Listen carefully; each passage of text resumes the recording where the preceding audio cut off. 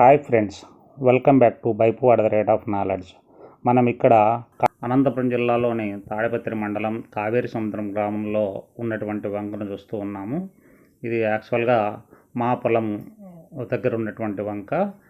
ఇక్కడ మీరు చూస్తున్నటువంటి ఈ రోడ్డు NH67 అంటే కొత్తగా నిర్మిస్తున్నటువంటి జాతీయ రహదారి.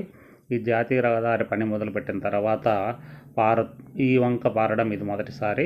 ఈ వంకను చూడడానికి నేను, మా మల్లికార్జున, ఇక్కడ కనిపిస్తున్నటువంటి యశ్విను, మా మల్లికార్జున కుమారుడు అందరం వెళ్ళాము.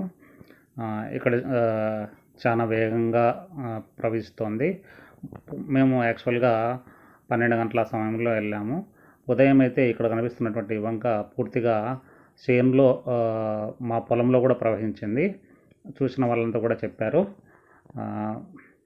కానీ ఇప్పుడు తగ్గిపోయింది. ఇక్కడ నేను, మా యశ్విన్ ఉన్నటువంటి ఫోటో, ఇక్కడ మా మల్లికార్జున ఆయన కొడుకు శరత్ కుమార్ ఉన్నటువంటి ఫోటో.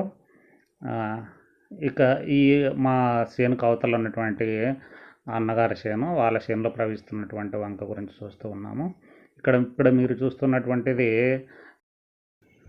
SPS ఫౌండేషన్ మరియు RDT సహకారంతో నిర్మించినటువంటి చెక్ డ్యాము.